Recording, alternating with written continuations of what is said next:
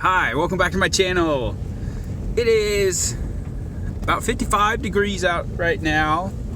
We just had a small rainfall, more like a dump and then move on. Not very prolonged. That's what the sky looks like right now. Pretty sunny.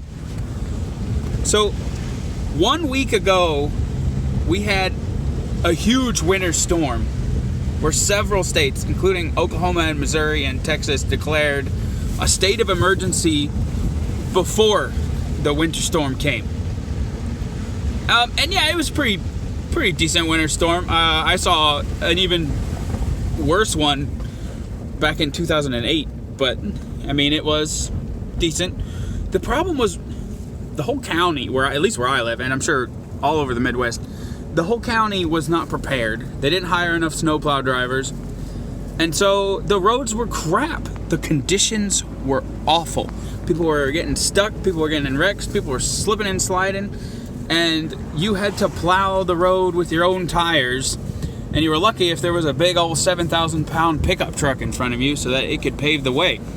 Because our snowplows were non-existent. Basically, in a lot of places, they just waited for the snow to melt. Well, that is probably a good plan if you are under a weather whiplash scenario. 55 degrees out today. A week ago, it was 10 degrees and there was a severe winter storm.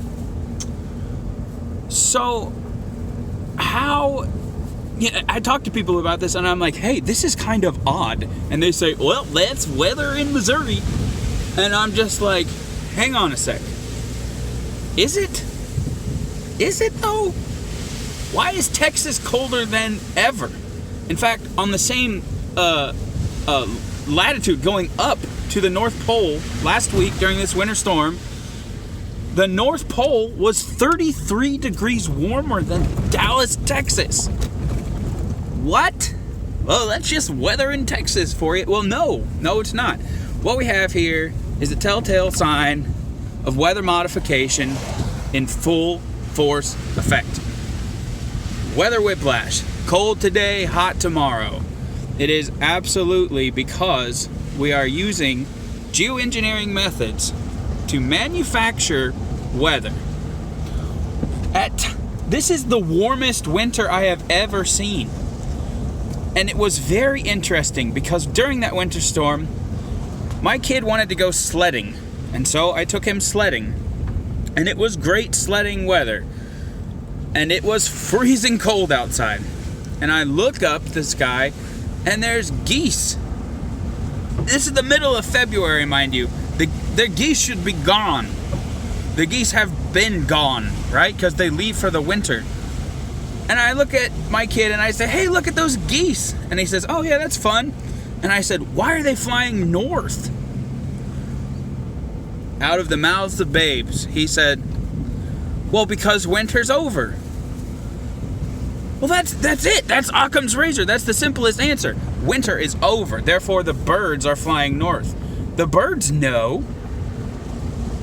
It's freaking warm, especially where they've been. It's hot. And that is because our ozone is being ripped to shreds through active weather modification, which will temporarily cool the surface in a particular region, but overall increases the warming of the planet. Yes, global warming is real. But it's not because I'm driving a car. It's not because your uncle's got a pickup truck. CO2 is not the cause or concern. And neither are cows farting. The cause and concern is that 20 years ago, let's even just do 10 years ago, a measured amount of UVC from the sun, this is the stuff that causes DNA damage in your skin. It's ionizing DNA radiation from the sun. It's not UVB where your body can use that to make vitamin D. This is UVC, and it's bad news. We had our typical normal conditions is to have 0 UVC reaching the earth because ozone blocks UVC. Nowadays, we have measurable amounts of UVC hitting the surface, hitting your skin. That is why we have so much skin cancer nowadays. It's insane. Melanoma is the most deadliest cancer that you can possibly get. Anyways, I got sidetracked. Sorry. I'm a physiologist, not a weatherologist. But I am excited about the weather. What is odd is that they can spray aerosol injections. Atmospheric aerosol injections is the official term for this. They spray chemicals. It's chemtrails, guys. They spray it up in the sky, and using the HAARP system and other microwave technology, they can whip up a winter storm out of nowhere. I'm not even kidding. Think about it. Why is it called an ionosphere? It's called an ionosphere because it's full of ions. Ions have electric charges which can be manipulated via microwave frequency. Actually, in my last video, I talk about how microwave frequency can alter the voltage-sensitive membranes of your excitable cells in your body. That's a fun video. Check it out. So, this radiation is sent up into the ionosphere, and then you can manipulate those because they're charged particles. And then, whoop-ow, whiplash, winter storm all of a sudden, out of nowhere. And then it is back to normal. And the normal is really, really hot. The birds know it. Why the heck are geese flying north in February? Because down where they are, it's freaking hot. And it's hot here too. Like, look up. Make observations. There's something that I heard today that I thought was kind of interesting, which is that people don't seem to grasp the difference between science and academia. So in a nutshell, scientists, young scientists that get a master's degree, they come out and they say, show me the peer-reviewed paper. And you tell them something and show me the paper. Where's that peer-reviewed study? Well, that's academia. That doesn't do observation, that doesn't do critical thinking, that doesn't do anything other than look at papers. The papers is academia. It's not science. Science is when you look up at the sky and make observations based on what you know. Make your own conclusions. Think rationally. Don't just listen to the papers, because all a peer-reviewed study is that they all agree at the same time. And it's only 3 or 4 people that review it.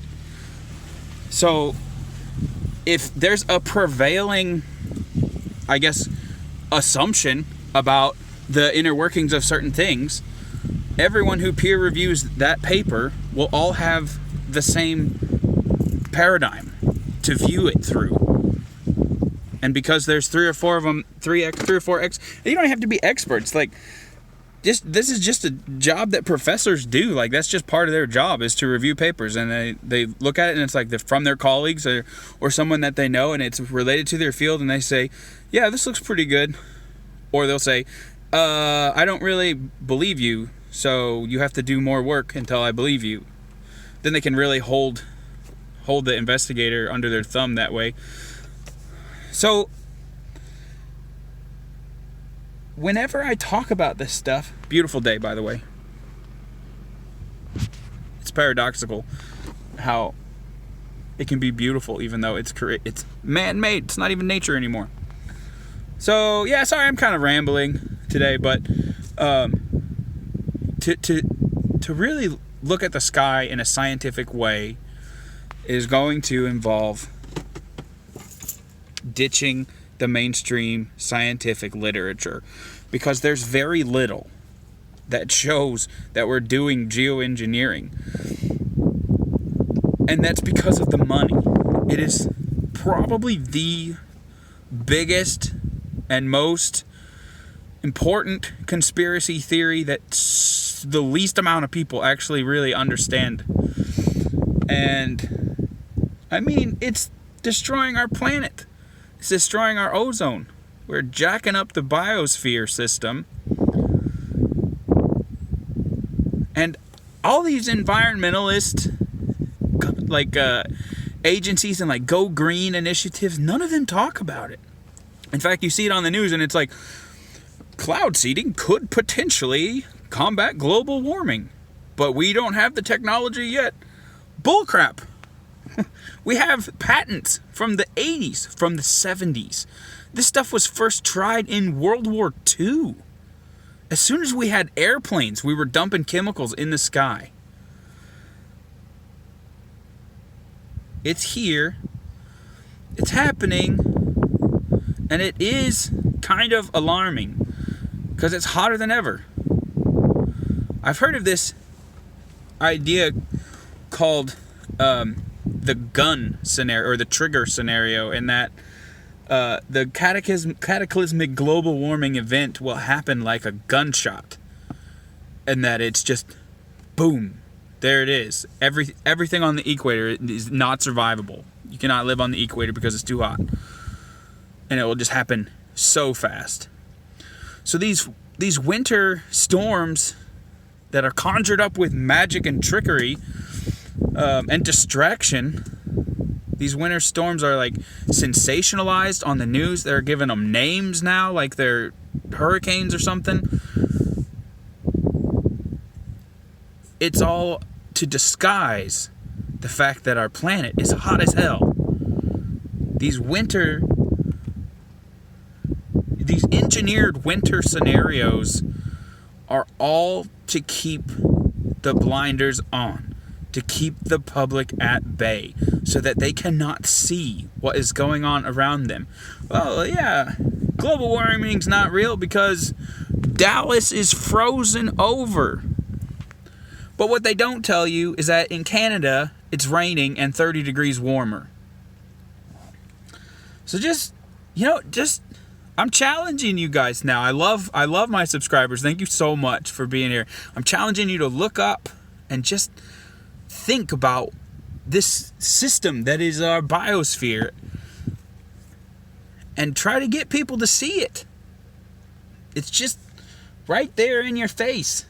And if you need help explaining some of these terms and what they're spraying exactly, the chemicals, why they're spraying, do a little bit watching some of my earlier videos, and I explain a lot of these things. But I'm so glad that you're here. Thank you so much for watching my video. I really appreciate it. Give me a like if you like it. I like the likes. Anyways, have a great day.